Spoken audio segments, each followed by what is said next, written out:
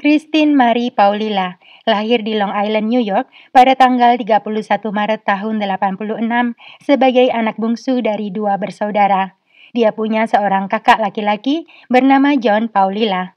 Ayahnya, Charles Paulila, adalah seorang pekerja konstruksi, sedangkan ibunya, Lori Paulila, adalah seorang ibu rumah tangga. Christine tidak memiliki banyak kenangan tentang sosok ayahnya karena ayahnya mengalami kecelakaan di tempat kerja dan meninggal dunia ketika Christine masih batita. Sejak saat itu, Christine dan John dibesarkan oleh Lori, ibu mereka.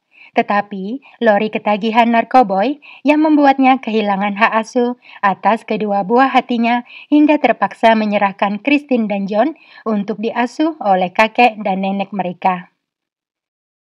Ketika duduk di TK, Christine didiagnosa mengidap penyakit alopecia, sebuah penyakit autoimun di mana penderitanya mengalami kebotakan.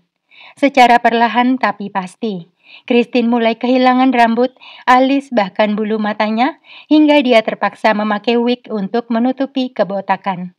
Bukan hanya itu, penglihatannya juga bermasalah, hingga Christine terpaksa memakai kacamata berlensa tebal. Kondisinya itu membuat Christine harus melalui masa sekolah dengan sangat berat karena dia jadi target perundungan teman-temannya. Rambut palsu yang setiap hari dipakai Christine tak luput jadi sasaran. Hingga suatu hari, ibunya Lori yang sudah menjalani rehabilitasi dan menikah dengan suami keduanya Tom Dick, kembali hadir dalam kehidupan kedua buah hatinya, Christine dan John. Lori kemudian membawa keduanya pindah ke kota Houston, Texas, dan menetap di area Clear Lake bersama suami barunya. Di sana, Christine melanjutkan pendidikan SMA dan mendaftar di Clear Lake High School, di mana dia bersahabat dengan kakak kelasnya yang baik hati, Rachel Ann Colorotis dan Tiffany Rowell. Rachel dan Tiffany populer karena kecantikan dan kebaikan hati mereka. Selain sekolah, keduanya juga bekerja sambilan sebagai babysitter. Sejak bersahabat dengan Rachel dan Tiffany, Christine pun makin percaya diri. Kedua sahabat barunya itu mengajari Christine bagaimana cara berpenampilan yang trendy dan modis. Christine tidak murung lagi, dan Lori ibunya mengaku sekarang sering mendengar putrinya tertawa ceria. Persahabatan Rachel, Christine, dan Tiffany terjalin sangat erat. Ketiganya sering berkumpul setiap pulang sekolah. Christine sudah terbiasa melepas wignya di hadapan kedua sahabatnya itu karena dia merasa nyaman dan percaya pada mereka. Hingga perpisahan itu akhirnya tiba ketika Rachel dan Tiffany lulus SMA duluan, sedangkan Christine masih harus menuntaskan pendidikan setahun lagi. Meski begitu, Christine tidak bersedih karena persahabatan mereka masih terus berlanjut. Setelah lulus SMA, Rachel dan Tiffany berniat untuk mencari pengalaman kerja sambil menabung sebelum mereka melanjutkan kuliah. Agar lebih hemat, Rachel dan Tiffany kemudian tinggal bersama di rumah orang tua Tiffany yang berada di area Clear Lake. Kebetulan saat itu, Tiffany hanya tinggal sendirian setelah ayahnya pindah ke kota lain. Saat itu, Tiffany dan Rachel bekerja sebagai pelayan di sebuah restoran. Tiffany kemudian mengajak kekasihnya, Marcus Presela, untuk pindah ke rumahnya. Marcus sesekali berdagang narkoboy kecil-kecilan dengan beberapa pelanggan. Kehadiran Marcus menambah keseruan di rumah itu. Rachel, Tiffany, dan Marcus sering mengadakan pesta dan mereka mengundang beberapa orang teman lainnya, termasuk Christine yang saat itu duduk di tahun akhir SMA. Marcus sering membagikan barang haram dagangannya dalam pesta.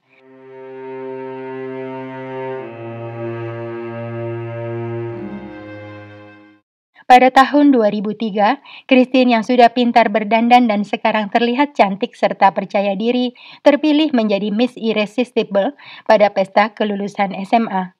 Bersamaan dengan itu, Christine mulai pacaran dan perlahan menjauhi keluarga serta sahabat-sahabatnya. Christopher Lee Snyder, atau biasa dipanggil Chris, adalah seorang pemuda berandalan berusia 21 tahun yang jadi pacar Christine. Usia keduanya terpaut jarak 4 tahun, tetapi itu bukan satu-satunya permasalahan dalam hubungan mereka. Chris punya riwayat kriminal yang panjang dan juga seorang pengguna narkoboy. Perilakunya juga kasar dan tak tahu aturan. Karena semua itulah, Tom, ayah tiri Christine, melarang putrinya berhubungan dengan Chris, begitu juga dengan Lori ibunya, tidak merestui hubungan putrinya. Rachel dan Tiffany juga tidak setuju karena mereka merasa Christine layak mendapat yang lebih baik. Namun, ketika mereka menyampaikan kekhawatiran itu, Christine justru mengamuk dan langsung menutup diri. Dia berubah jadi keras kepala dan sulit dinasehati. Chris sengaja menjauhkan Christine dari keluarga serta sahabatnya agar dia leluasa menularkan kebiasaan buruknya mengkonsumsi narkoboy. Christine yang saat itu masih remaja, akhirnya terjerumus dalam ketergantungan hingga merubah perilakunya jadi buruk. Christine sangat posesif, cemburuan, agresif, dan gampang marah. Belakangan dia suka main fisik hingga membuat Chris jadi ketakutan dan mengakhiri hubungannya dengan Christine. Tetapi apa yang terjadi setelah itu? Christine justru mendatangi rumah orang tua Chris dan ngotot minta balikan. Dia mengancam akan menyakiti Chris dan keluarganya bila pemuda itu menolaknya. Akhirnya Chris menyerah dan balikan dengan Christine. Penghasilan Christine sebagai penjaga stand makeup tidak seberapa. Begitu juga Chris yang kerja serabutan. Tetapi keduanya menggunakan semua penghasilan yang tidak seberapa itu untuk membeli narkoboy, sehingga mereka selalu saja kehabisan uang. Akhirnya, keduanya sampai pada titik di mana tidak punya apa-apa lagi yang bisa dipakai untuk membeli narkoboy. Tetapi bukannya memanfaatkan kesempatan itu untuk kembali kepada keluarga. Christine justru punya ide jahat untuk merampok narkoboy dagangan Markus kekasih sahabatnya Tiffany. Christine kemudian mengajak Tiffany dan Rachel bertemu dengan alasan mau baikan. Karena sejak pacaran dengan Chris, Christine menjauhi keduanya. Rachel dan Tiffany setuju dan mereka pun sepakat untuk bertemu. Pada tanggal 18 Juli tahun 2003, Christine bersama kekasihnya, Chris Snyder, mendatangi rumah Tiffany yang berada di area Clear Lake. Kebetulan, saat itu selain Rachel dan Tiffany, di sana juga ada Markus kekasih Tiffany dan Adelbert, sepupu Markus yang baru seminggu pindah ke Clear Lake. Tak lama kemudian, Christine dan Chris tiba di rumah Tiffany. Dari obrolan awal, langsung kelihatan niat kedatangan Christine bukan untuk baikan, melainkan untuk alasan narkoboy.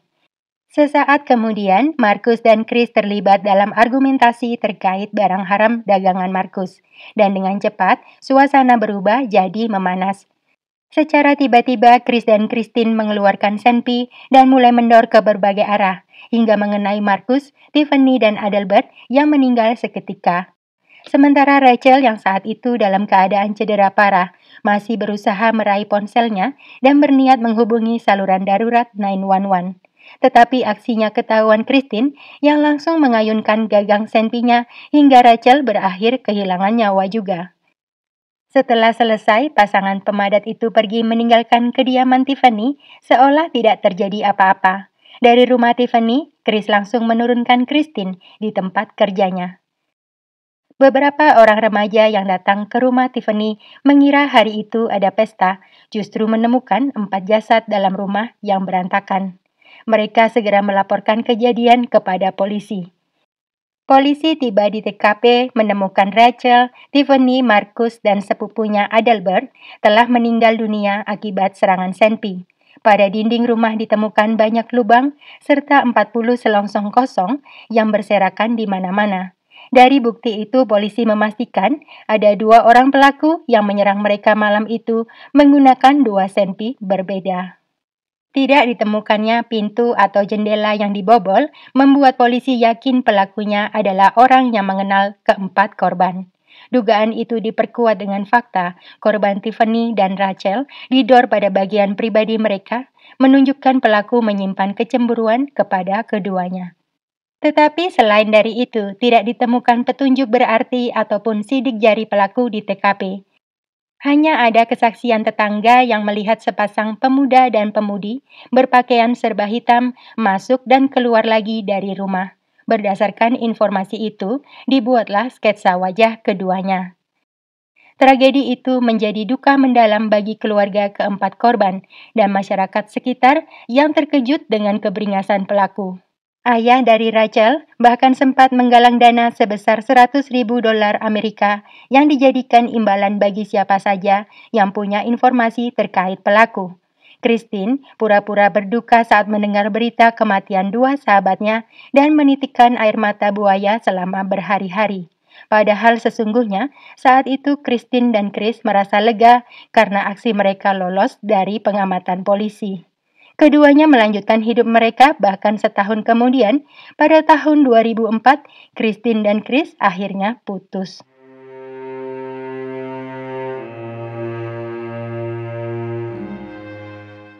Tiga tahun berlalu tetapi kasus pembunuhan di Clear Lake yang memakan 4 korban jiwa masih belum juga terpecahkan. Kehidupan kedua pelaku yang masih terbebas dari tanggung jawab mereka ternyata tidak bahagia dan dirundung masalah. Saat itu, Chris Snyder sedang menjalani hukuman atas aksi pencurian mobil antik yang dilakukannya. Sedangkan Christine Paulila hingga saat itu masih berjuang melawan ketergantungannya dan terus-terusan keluar masuk rehab. Pada bulan Maret tahun 2005 atau sekitar 2 tahun setelah pembunuhan, Christine menikahi Stanley Justin Roth, sesama pasien rehab. Christine dan Justin yang sama-sama belum sembuh dari narkoboy terpaksa hidup mengandalkan uang warisan dari ayah Christine sebesar 360.000 dolar atau setara 5 miliar rupiah lebih. Tetapi keduanya menggunakan uang itu untuk membeli barang haram hingga menipis dan mereka terpaksa tinggal di tempat kumuh. Hingga pada tahun 2006, polisi menerima informasi penting berkaitan dengan kasus pembunuhan Clear Lake dari sebuah sumber yang mengaku sebagai teman satu rehab dengan Christine Paulila. Menurut sumber tersebut, Christine pernah mengaku padanya sebagai pelaku di balik kematian dua sahabatnya pada tahun 2003. Polisi pun segera mengumumkan perkembangan kasus pembunuhan Clear Lake lewat sebuah konferensi pers yang disiarkan di televisi, sambil menyelipkan sedikit kabar tentang kemungkinan pelaku yang sedang mereka cari. Berita itu segera sampai ke telinga Christine yang langsung mengaku pada suaminya Justin. Christine dan suaminya kemudian memutuskan untuk bersembunyi di sebuah motel yang berlokasi di kota San Antonio hingga akhirnya ditangkap 7 bulan kemudian pada tanggal 19 Juli tahun 2006. Polisi berhasil melacak keberadaan Christine melalui transaksi ATM dan menangkapnya di motel tersebut. Saat ditangkap, kondisi kamar motel mereka sangat kotor dan bau karena Christine dan Justin ternyata sama sekali tidak keluar kamar selama 7 bulan. Saat itu, Chris Snyder menetap di Greenville, South Carolina bersama kekasih barunya. Dia mendengar kabar penangkapan Christine dari seorang kerabatnya yang tinggal di Texas. Chris pun jadi ketakutan dan memutuskan untuk bersembunyi di dalam hutan. Tetapi sayangnya Chris ditemukan meninggal dunia dalam hutan di dekat Greenville pada tanggal 5 Agustus tahun 2006. Kondisinya saat itu sangat mengenaskan dan sudah masuk tahap pembusukan, hingga membuat polisi menduga Chris bundir beberapa hari sebelum ditemukan. Hingga akhir, Christine Paulila tidak mau mengakui keterlibatannya dalam aksi pembunuhan di Clear Lake dan menuduh otak di balik aksi kejinya adalah Chris Snyder, mantan kekasihnya. Christine mendadak tutup mulut ketika polisi menanyakan motif di balik aksinya mendor bagian pribadi kedua sahabatnya. Dalam persidangan yang dimulai pada tanggal 13 Oktober tahun 2008, Christine Paulila dituntut atas 4 dakwaan pembunuhan tingkat pertama. Tetapi Christine lolos dari hukmat karena saat kejadian masih di bawah umur. Akhirnya Dewan Juri sepakat memutuskan Christine Paulila bersalah dan dijatuhi hukuman penjara seumur hidup dengan kemungkinan bebas bersyarat pada tahun 2046. Diketahui, Christine telah beberapa kali mengajukan banding atas putusan tersebut, namun semuanya ditolak. Hingga saat ini tidak diketahui secara pasti motif di balik aksi Christine Paulila yang begitu keji pada kedua sahabatnya yang begitu baik padanya. Tetapi banyak orang meyakini, selain didorong oleh kecanduan, aksi Christine juga dilatar belakangi rasa cemburu pada kesempurnaan Tiffany dan Rachel yang tidak sekedar cantik fisiknya tetapi juga hatinya. Bagaikan air susu yang dibalas dengan air tuba, begitulah kira-kira gambaran perlakuan Christine kepada kedua sahabatnya. Semua kebaikan dan ketulusan mereka ternyata justru dibalas dengan kematian. Rasa cemburu adalah sebuah perasaan yang sangat manusiawi. Tetapi, bagaimana seseorang merespon rasa cemburu itu menjadi penentu kualitas kemanusiaannya. Itulah akhir kasus kali ini. Sampai bertemu dalam kasus berikutnya dan terima kasih.